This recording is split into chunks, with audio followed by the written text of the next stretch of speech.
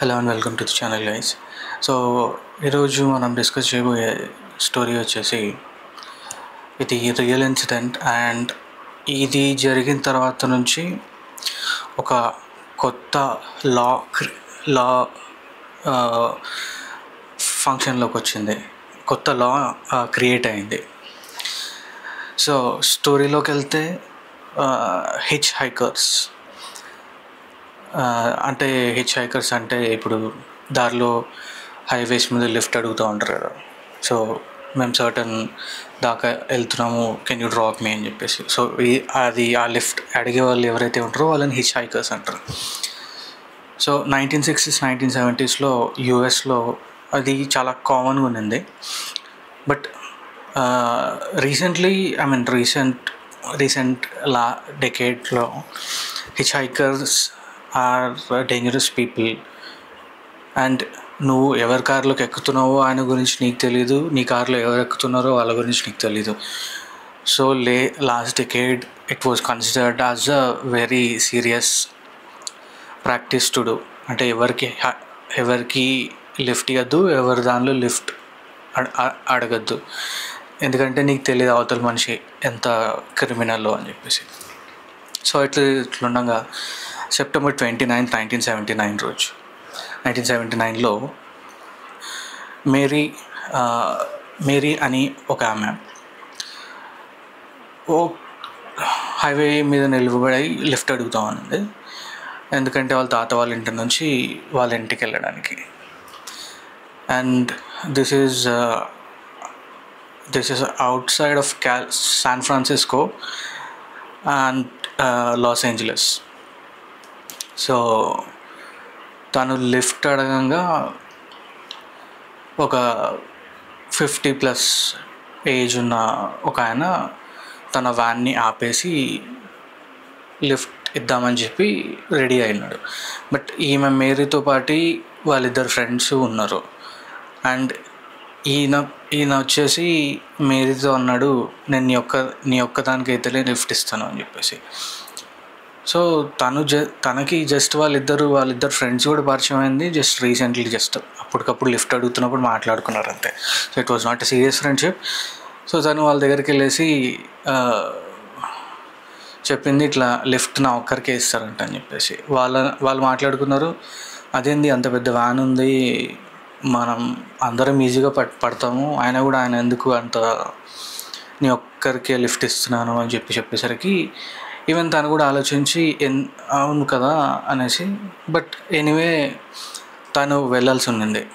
So వాళ్ళ ఫ్రెండ్స్కి బాగా చెప్పేసి ఆయన వ్యాన్లోకి ఎక్కి కూర్చుని స్టార్ట్ అయిన కొద్దిసేపటికి ఈయన ఇటు తిరిగి తనని ఇంట్రడ్యూస్ చేసుకుంటూ, నా పేరు లారెన్స్ సింగిల్టన్ అని చెప్పేసి మేరీతో చెప్పంగా, Mary okay nice to meet you అని చెప్పి జనరల్ కాన్వర్జేషన్ అయిపోయిన తర్వాత కాసేపు కొంచెం దూరం వెళ్ళేసరికి మేరీకి రెస్ట్ తీసుకోవాలని చెప్పి అనిపించి సింగిల్టన్తో లారెన్స్తో అనింది దట్ నేను కాసేపు పడుకుంటాను, మీకేం ప్రాబ్లం లేదుగా, యూ కెన్ డ్రైవ్ కదా అనేసి. తను అన్నాడు, యా యూ కెన్ అబ్సల్యూట్లీ అని చెప్పేసి. సో తను పడుకుండిపోయింది. అండ్ పడుకొని లేచేసరికి చుట్టుపక్కలంతా కూడా డిఫరెంట్ రోడ్. ఎట్లానంటే ఆమె వెళ్ళాల్సిన ఊరు కాకుండా కంప్లీట్లీ డిఫరెంట్ రోడ్లో వెళ్తున్నారు వీళ్ళు. తను అడిగితే ఏమైంది డిఫరెంట్ రోడ్లో వెళ్తున్నాం అంటే, ఇది షార్ట్ కట్ అని చెప్పేసి ఆమెకు కాసేపు అయిన తర్వాత ఆయన కాలకృత్యాలు తీర్చుకోవడానికి సైడ్ రోడ్, ఇప్పుడు హైవే ఉన్నప్పుడు సైడ్కి కొన్ని యాక్సెస్ రోడ్స్ ఉంటాయి, లైక్ మట్టి రోడ్స్ లాగా.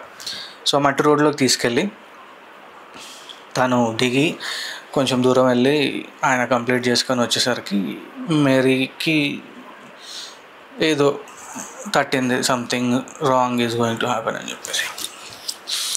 అండ్ తను అలా ఆలోచించుకుంటూ కిందికి తల చేసి చూసేసరికి తన షూలేస్ ఊడిపోయింది. అండ్ లారెన్స్ రావడం చూసింది. అండ్ ఈమె తను అదే పని కింది కొంగి షూలేస్ కట్టుకుంటే ఆయనకి డౌట్ వస్తుంది అని చెప్పేసి అలానే ఉంచింది. అండ్ తన కారులోకి ఎక్కిన తర్వాత అగైన్ హైవే మీదకి ఎక్కి హైవే మీదకి వెళ్తూ ఉండగా ఇంకొక యాక్సెస్ రోడ్లోకి వెళ్ళినారు. ఈసారి చాలా లోపలికి వెళ్ళిపోయినారు. వెళ్ళిపోయిన తర్వాత తనకు భయం వేసి తను ఆ మేరీ లారెన్స్ని రిక్వెస్ట్ చేసుకుంటూ ఉంది, ప్లీజ్ నన్ను వదిలేయండి, నేను ఎవరితో చెప్పను, ఇట్లా అయింది అని చెప్పేసి. తనుండి వదిలేలా నిన్ను అని చెప్పేసి తనని పట్టుకొని వెళ్ళి వెనక వ్యాన్ అంటే వెనకాలంతా ఖాళీ ప్లేస్ ఉంటుంది. సో ఆ వ్యాన్లో తనని కట్టిపడేసి వ్యాన్లో పూర్తిగా చేతులు కాళ్ళు కట్టేసినాడు.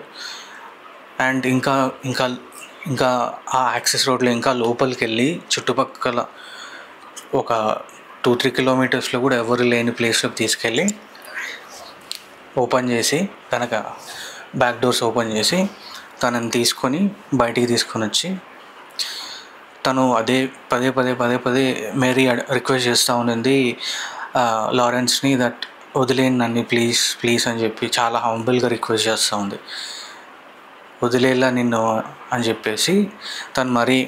తను వ్యాన్లోకి వెళ్ళి ఈసారి మషెటే అంటే చిన్న ఇంత కత్తిలా ఉంటుంది అది తీసుకొని వచ్చి వదిలేయాలి కదా నిన్ను అని చెప్పేసి తన చేతికి కాళ్ళకి ఉన్న రూప్స్ కట్ చేసి తన లెఫ్ట్ హ్యాండ్ పట్టుకొని ఒకేసారి అని చెప్పి నరికేసరికి తన చెయ్యి ఎల్బో కింద ఇక్కడ కట్ అయింది, మొత్తం కంప్లీట్లీ కట్. ఆ చెయ్యి ఆయన చేతిలోకి వచ్చింది. అండ్ మేరీ ఇట్లా వెనక్కి పడిపోతున్నట్టు మేరీ అనిపించింది. ఎందుకు ఏమైంది అని సడన్ థాట్లో చూసేసరికి ఆమె చెయ్యి మొత్తం ఆయన చేతిలో ఉంది కట్ అయిపోయి. అండ్ బ్లడ్ ఇట్లా బయటికి రావడం, ఫోర్స్ఫుల్లీ రావడం జరిగింది. అండ్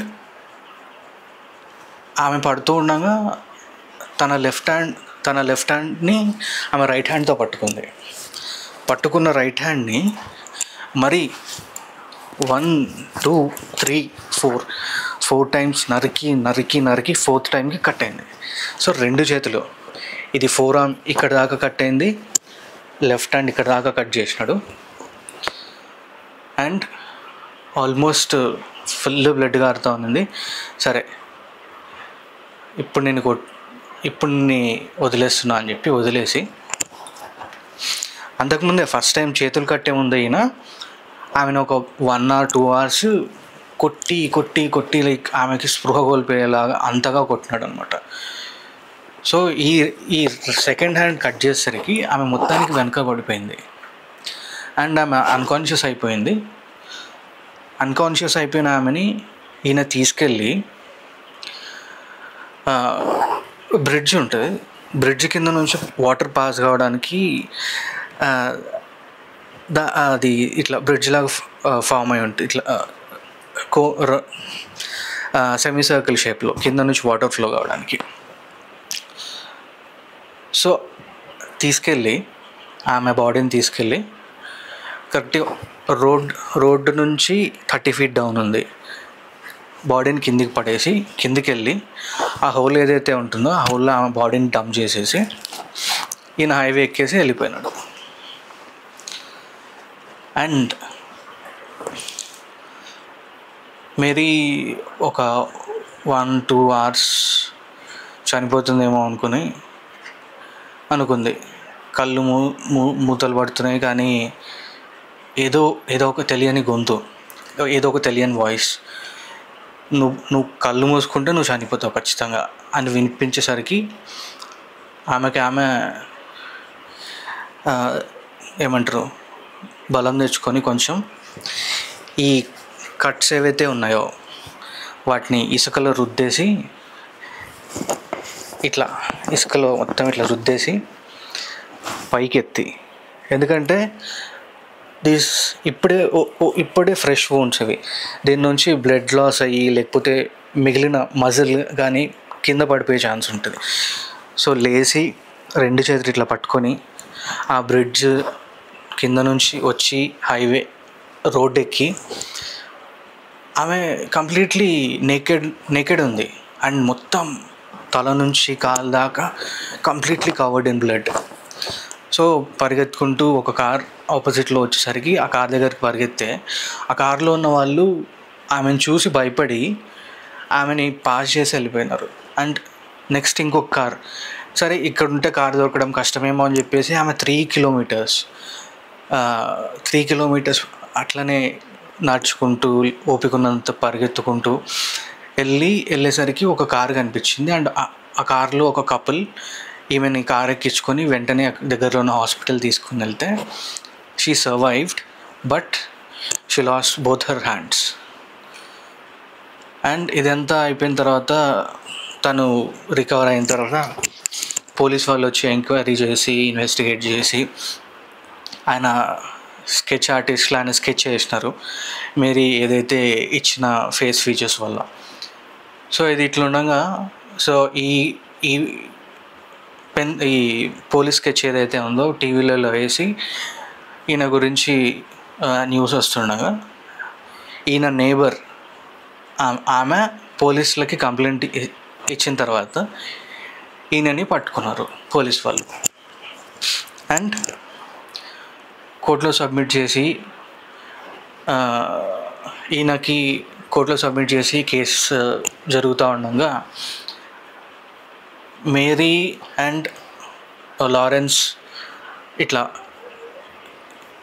కోర్టు బయటికి వెళ్తూ ఉండగా లారెన్స్ బయటికి వెళ్తుండగా మేరీ లోపలికి వస్తుండగా ఇద్దరు ఎదురుపడి ఆయన మేరీ చెవిలో ఇట్లా వంగి, నేను అప్పుడు మొదలుపెట్టింది అప్పుడే అయిపోగొట్టిండాల్సింది లేదు కదా, తర్వాత అయినా అయిపోగొడతాను అని చెప్పేసి ఆమె చెవిలో చెప్పేసరికి ఆమె ప్యానిక్లో ఉంది.